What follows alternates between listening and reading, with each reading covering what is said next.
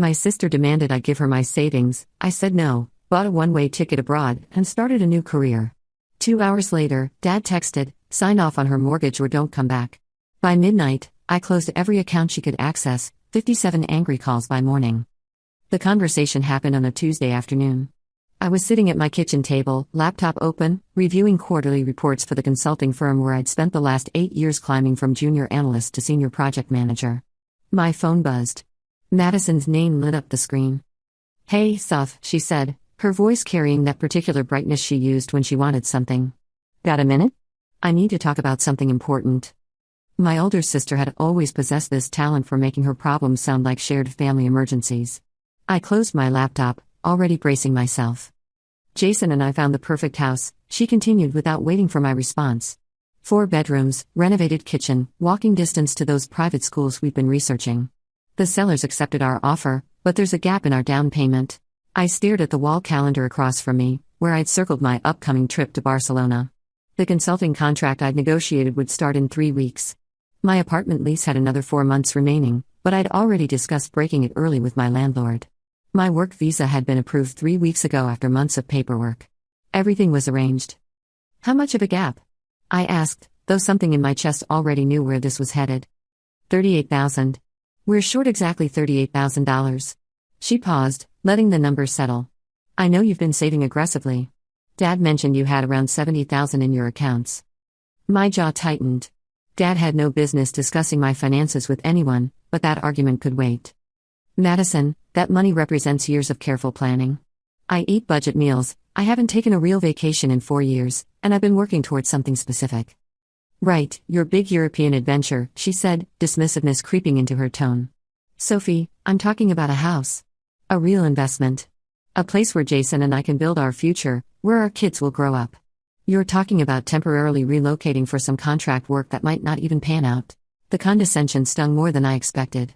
Madison had always been the golden child, married at 24 to a man our parents adored, working a respectable job at a pharmaceutical company, talking about children and mortgages while I was apparently wasting my life on career ambitions. "My contract is signed," I said quietly. "The Barcelona firm is expecting me. This isn't some whim." "Then delay it. 6 months, maybe a year. Help me secure this house, and once Jason gets his promotion, we'll pay you back with interest." I'd heard variations of this promise throughout our childhood. Madison borrowing my birthday money to buy concert tickets she'd definitely pay back. Madison using my car for a road trip and returning it with an empty tank and a broken taillight she'd definitely get fixed. Madison taking credit for the history project I'd helped her complete because she'd definitely mentioned my contribution to the teacher. "I'm not delaying my career for your down payment," I said. The line went silent. When Madison spoke again, her voice had dropped to that dangerous quiet. "You're being incredibly selfish right now. Do you understand that? I'm your sister. Family helps family. But apparently, your little sabbatical adventure matters more than my actual life. It's not a sabbatical. Mom and Dad are going to be so disappointed when they hear about this. After everything they've done for you, and you can't even help your own sister when she needs you." She hung up before I could respond. 3 hours passed. I tried to focus on work, but my concentration had shattered. Then my phone rang again. Dad's number. "Sophie," he said, skipping any greeting. "Madison called us very upset. She explained the situation with the house." "Did she explain that she wants more than half my savings?" "She explained that you refused to help your sister secure housing for her family. Your mother is beside herself. We raised you better than this." The disappointment in his voice transported me back to childhood, every time Madison's achievements were celebrated while my accomplishments were met with polite nods. Every time her setbacks became family emergencies while my struggles were character-building opportunities. "Dad, I have plans. Contractual obligations. A career opportunity that could change my entire trajectory. And Madison has a family to think about," he countered. "She's building something real, something stable. You're chasing consulting contracts across Europe like some college kid on spring break." The comparison landed exactly where he intended. At 32, I was still being treated like the irresponsible younger daughter whose dreams were cute but ultimately frivolous compared to Madison's traditional life path. "I'm not giving her my savings," I said, surprised by the steadiness in my voice. "Then you better reconsider your priorities," Dad said. "Because if you can't support your family when they need you, don't expect us to support your impulsive decisions." He disconnected. I sat motionless for several minutes, phone still pressed to my ear, listening to dead air. Then something shifted inside me, not anger exactly, but a crystallizing clarity I'd never experienced before. I opened my laptop and pulled up the Barcelona contract. Reading through it again, I felt that flutter of excitement I'd been suppressing under layers of family guilt. The position was perfect, leading a team of analysts for a multinational expansion project, working with cutting-edge methodologies, earning nearly double my current salary with generous housing stipends. My phone buzzed with a text from Madison. "Dad said you're being difficult. Last chance to do the right thing before I withdraw my offer to pay you back." Her offer? As though she was doing me a favor by proposing to maybe, eventually, return money she wanted me to gift her. I texted back a single word: no. Then I opened my banking app and bought a one-way ticket to Barcelona, departing in 6 days instead of 3 weeks. The earlier flight cost an extra $800, but watching the confirmation process complete felt like breaking through water after being held underwater too long. My phone rang immediately. "Madison." "What the hell, Sophie? You can't just..." "I can, actually." And I did. "I leave in 6 days. You're making a huge mistake. When this contract falls through and you come crawling back broke and embarrassed, don't expect any of us to bail you out." "I wouldn't dream of it," I said, and ended the call. For 90 minutes, blessed silence. I started a packing list, researched Barcelona neighborhoods, and emailed my new supervisor to confirm my earlier arrival date. She responded enthusiastically, mentioning they could actually use me for some preliminary work before the official start date. Then Dad texted, "Sign off on Madison's mortgage as a cosigner or don't bother coming back. Your mother agrees. We stand with your sister." I read it 3 times, each pass revealing new layers of manipulation. They wanted my signature, which meant Madison's finances were worse than she'd admitted, bad enough that she needed a cosigner with my credit score and savings to qualify for the mortgage at all. Co-signing meant liability. If Madison and Jason defaulted, the debt became mine. My credit would crater. My savings could be seized. The Barcelona contract wouldn't matter because I'd be chained to my sister's financial decisions indefinitely. My hands shook as I typed, "I'm not co-signing anything. And if not coming back is the price for living my own life, I'll pay it." His response came instantly: "You're no longer welcome in this family. Don't contact your mother. She's too upset to speak to you anyway." Something broke inside me, but instead of the collapse I expected, it felt like a door slamming shut on a drafty room. Sudden quiet. Sudden warmth. I opened my laptop and began working through a mental checklist I hadn't known I was compiling. First, I checked every financial account I maintained. My savings account showed $72,450, less than Dad had quoted to Madison, which meant he'd been exaggerating my assets to pressure me. My checking held another $8,200. Investment portfolio at $23,600. Then I found the problem. Years ago, when I'd been 24 and Madison was planning her wedding, I'd added her as an authorized user on one of my credit cards to help her book vendors. She'd promised it was temporary, just until her own credit improved post-wedding expenses. I'd forgotten about it entirely. The card now showed a balance of $6,847. Recent charges included boutique purchases, restaurant bills, and a spa package. All within the last 3 weeks, right around when Madison would have been preparing her pitch for my savings. My phone buzzed continuously now. Mom's number. Madison's again. Unknown numbers that I suspected were other family members being mobilized for the guilt campaign. I ignored them all and called my credit card company. "I need to remove an authorized user and dispute recent charges," I told the representative. While on hold, I opened my bank's website and discovered something worse. Madison had listed herself as a beneficiary on one of my savings accounts. Not joint ownership, but positioned to claim the funds if something happened to me. The setup dated back 5 years, another favor I'd granted and forgotten, another way she'd embedded herself in my financial life. The credit card representative returned. "We've removed Madison Chen as an authorized user. Regarding the disputed charges, we'll need to investigate. I authorized her card access years ago but never approved these specific purchases," I explained. She used the card without my knowledge or consent after I denied her a loan request. This was technically true. The representative's tone shifted, becoming more sympathetic. She initiated a fraud investigation and reversed the charges temporarily while they reviewed the case. Next, I called my bank. Removing Madison as beneficiary required a simple form, which they emailed immediately. I completed it and scanned it back within minutes. Then I went further. Madison had my login information for a shared streaming service we'd split for years.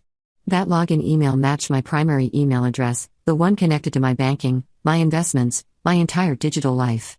I'd been meaning to change it forever, using work or exhaustion as excuses, but really, I just never imagined needing this level of security against my own sister.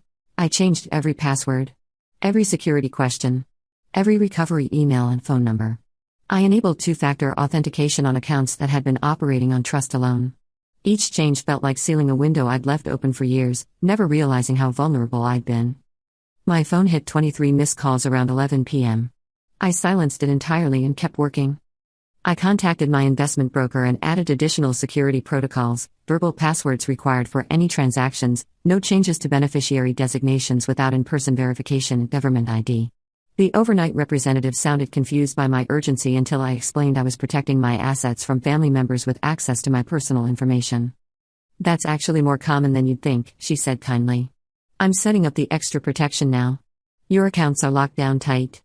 Finally, around midnight, I opened my email and drafted a message to everyone in my immediate family. "I'm relocating to Barcelona for a consulting contract.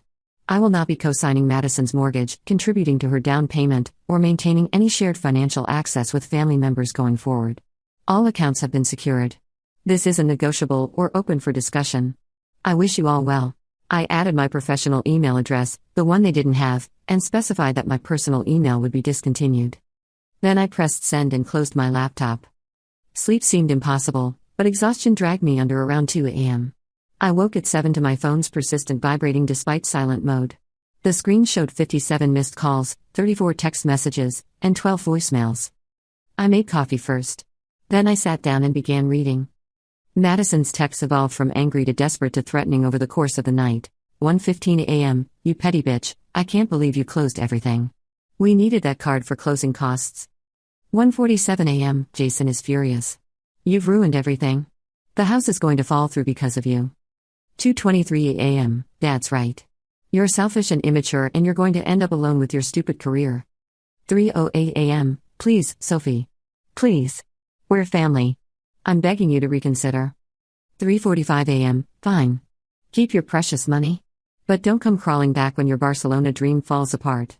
Dad's voicemails were colder, "You've made your choice. Don't expect to be invited to family events. Your mother is devastated. I hope whatever you're chasing is worth losing all of us." Mom left one message, her voice thick with tears, "I don't understand why you're being so cruel to your sister. She's always looked up to you, and this is how you repay her love?" This last one almost broke my resolve. Almost. Then I remembered being 14, working my first job at a frozen yogurt shop, saving for a school trip to Washington, D.C. I kept my cash in a lockbox under my bed.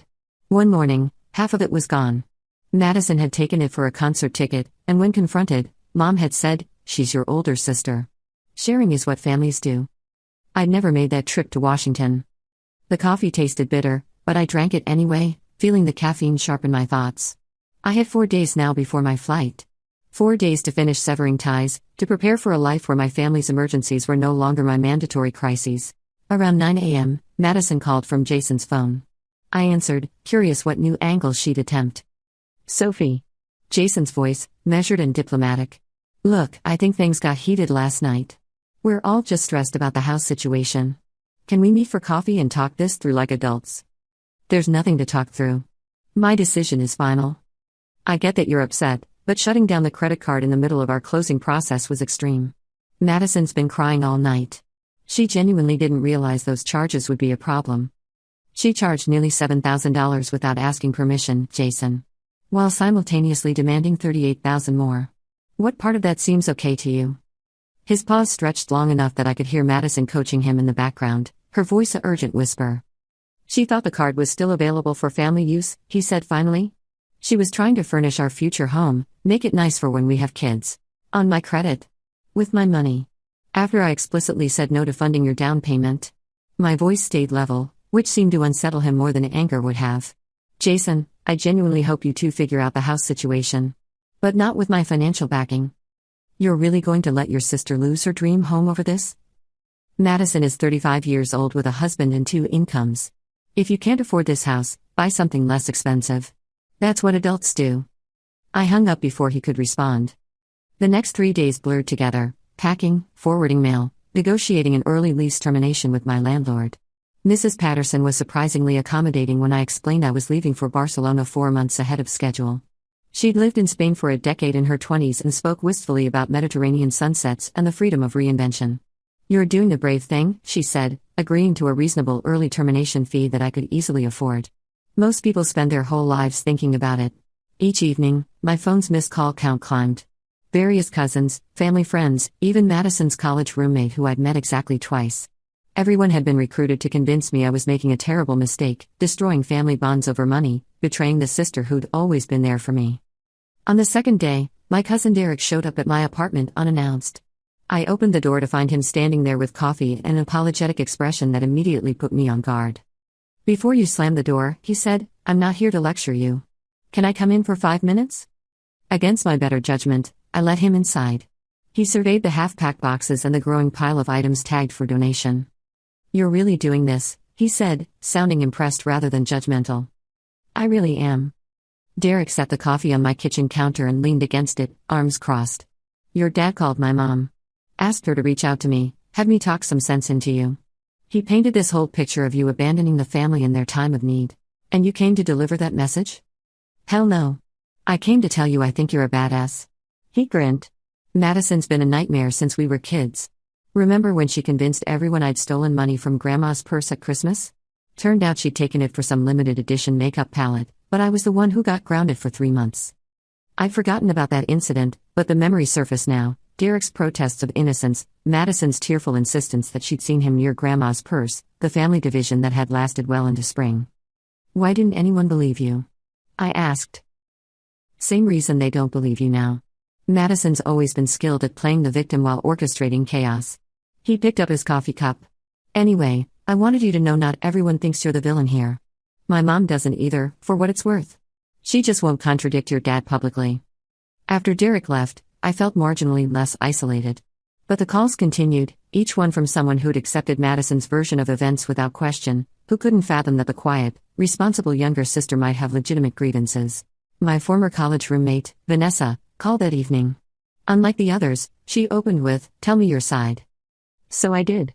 I explained the years of small borrowings that became large debts, the expectation that my success existed to subsidize Madison's lifestyle, the credit card charges and the co-signing demand and the ultimatum from my parents. "Jesus," Vanessa said when I finished. "And they're making you out to be the monster?" "Pretty much. Sophie, I've known you for 12 years. You're the person who budget planned for 6 months before buying a new laptop. The idea that you'd refuse to help family over petty selfishness is insane." She paused. "For whatever it's worth, I think you're making the right choice. And I'm jealous as hell that you have the courage to actually do it." We talked for another hour about Barcelona, about the contract, about the life I was building toward. By the time we hung up, some of the doubt that had been accumulating had dissolved. The third day brought an unexpected visitor, Jason's older brother, Marcus, who I'd met perhaps 3 times at family events. He caught me in the parking garage as I was loading boxes into a friend's truck for storage. "Sophie, wait," he called, jogging toward me. I turned, wary. Marcus had always seemed decent, but family loyalty ran deep. "Look, I'm supposed to be here convincing you to reconsider," he said, slightly out of breath. "Jason asked me to talk to you, appeal to your sense of family responsibility, all that. But I've been watching my brother and your sister's financial train wreck for 2 years now, and I told him months ago they couldn't afford the house they were pursuing." Marcus shook his head. "They ignored every piece of practical advice I gave them. Jason's been living beyond his means since college, and Madison enables it while making it worse with her own spending." This was news to me. I'd assumed Jason was the stable one, the responsible husband grounding Madison's impulsiveness. "Their credit is terrible," Marcus continued. "They've maxed out multiple cards, they're barely making minimum payments, and somehow they convinced themselves that a massive mortgage was the solution. When Jason told me they'd lined you up as a co-signer, I warned him you'd be insane to agree. He didn't mention that." "Of course not. Because I also told him that if they defaulted, they'd destroy your credit and probably your career prospects." He met my eyes directly. "You dodging this bullet is the smartest thing you could have done. I'm here to tell you that, not to guilt trip you." After Marcus left, I sat in my nearly empty apartment feeling vindicated but also unsettled.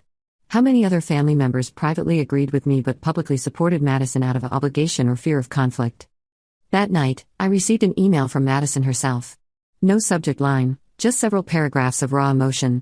"Sophie, I've spent the last 3 days trying to understand how you could be so cruel. We're sisters. We shared a childhood, shared parents, shared everything. And the first time I ask you for real help, you turn your back on me.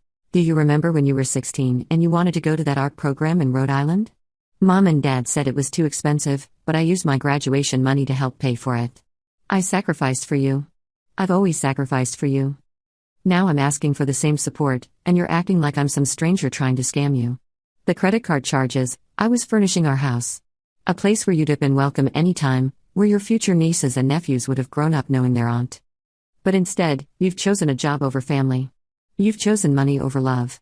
And when you're sitting alone in some foreign country with nobody who actually cares about you, remember that you made this choice. I read it through twice, then opened my documents folder and found the art program information from 16 years ago. It took some searching, but I eventually located the financial records my parents had kept. The program had cost $3,000. I'd earned $1,800 from my yogurt shop job. Mom and Dad had contributed $800. The final $400 had come from our grandmother, not Madison. Madison's graduation money had gone toward a car, a detail I remembered clearly because she'd driven it to my high school graduation and accidentally scraped the bumper, which I'd felt guilty about for years even though I hadn't been driving. She'd rewritten history so thoroughly that she might have actually believed her version. Or maybe she'd always known the truth and counted on me not checking. I didn't respond to her email.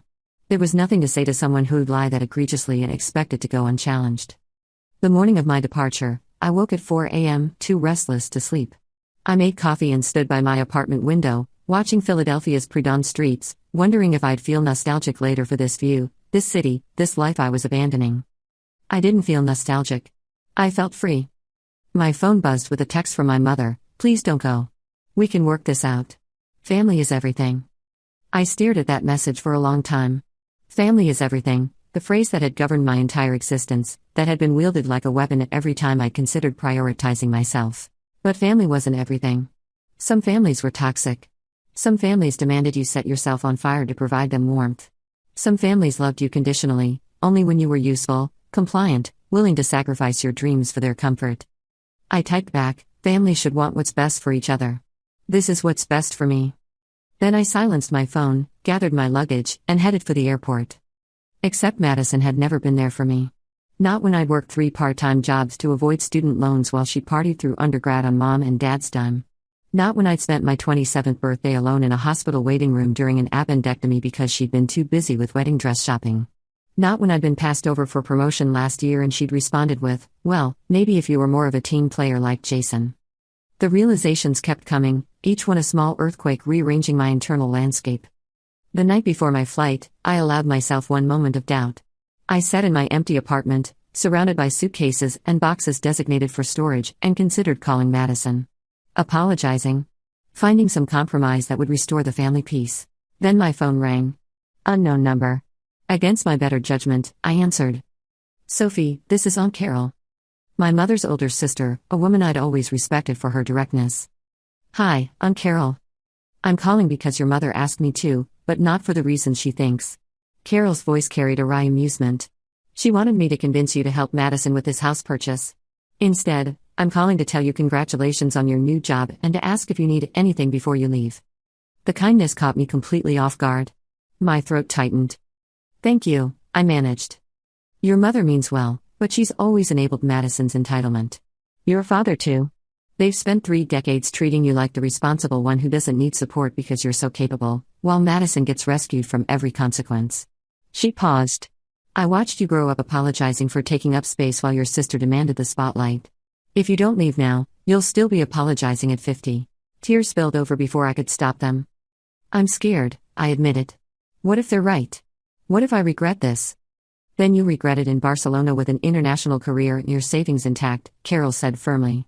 "Much better than regretting it in Philadelphia, broke and resentful, wondering what you could have become." We talked for another hour. She told me stories I'd never heard about my mother and Madison's relationship, patterns that had apparently been replicating themselves across generations. By the time we hung up, something had settled in my chest. Not certainty, exactly, but the absence of that desperate need for family approval that had governed my decisions for 3 decades. I boarded the flight at 6 p.m. the next day. My phone stayed in airplane mode. Barcelona welcomed me with golden light and Mediterranean warmth. The apartment my new company had arranged overlooked a narrow street lined with cafes, their outdoor tables filled with people speaking rapid Spanish, their laughter rising toward my 3rd-floor windows. The first week passed in a blur of orientation meetings, team introductions, and intensive language practice with a tutor the company provided. My supervisor, Elena, was demanding but encouraging, pushing our team toward innovative approaches while trusting our expertise.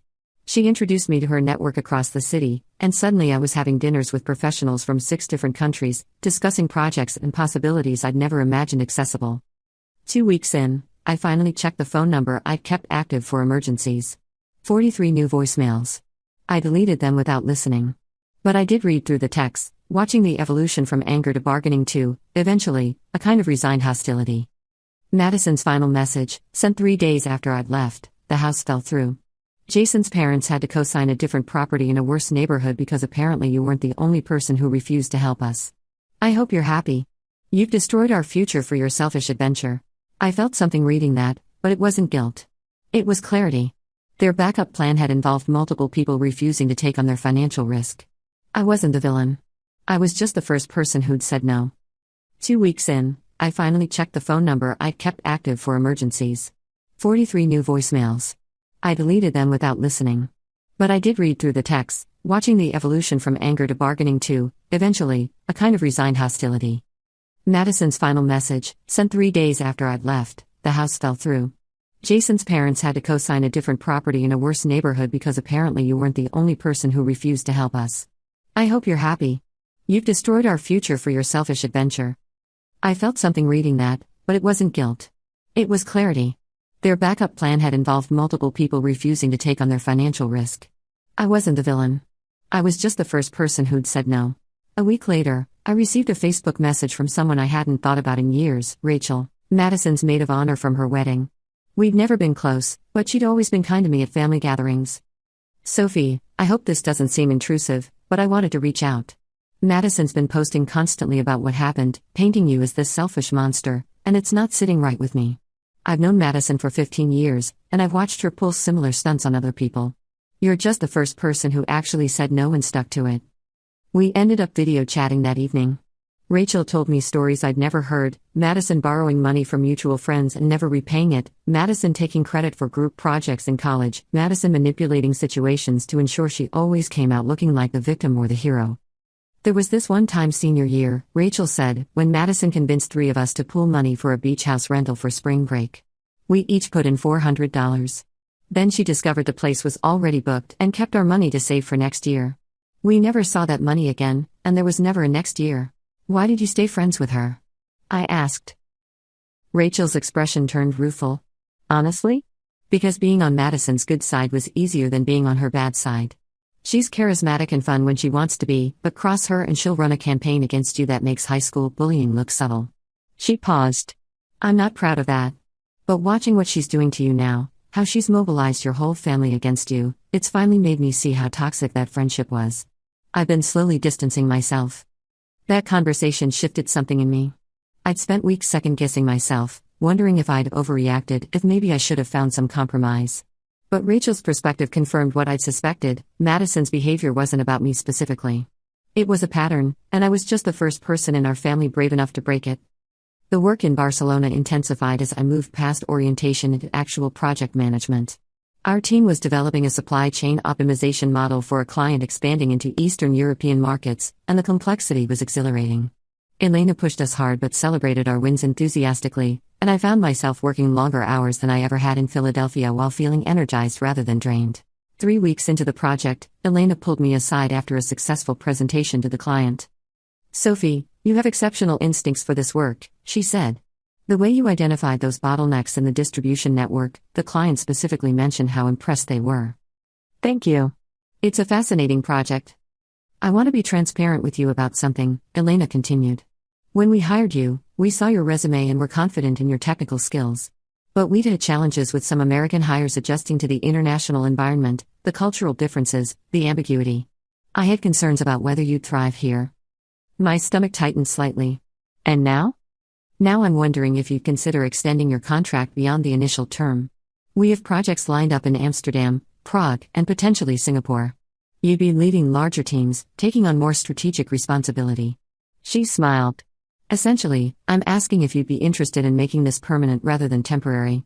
The offer was everything I'd hoped for but hadn't dared to expect so quickly. I told Elena I'd need time to consider, but internally, I already knew my answer.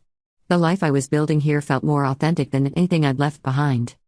That evening, I walked through the Gothic Quarter, watching tourists and locals mingle in the plazas, and called Vanessa. They offered me a permanent position, I told her. Multiple international projects, significant raise, leadership track. Sophie, that's incredible. Are you going to take it? I think so. But it means fully committing to this life? No more pretending this is temporary, no more safety net of returning to Philadelphia if things don't work out. Do you want to return to Philadelphia? Vanessa asked pointedly.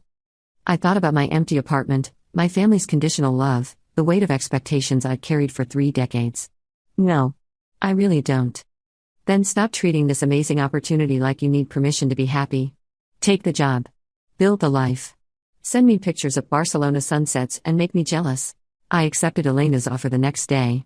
Signing the contract felt like the moment on the airplane when the wheels leave the runway, that instant of committed flight where turning back becomes impossible. My new permanent status required paperwork, visa extensions, setting up a local bank account,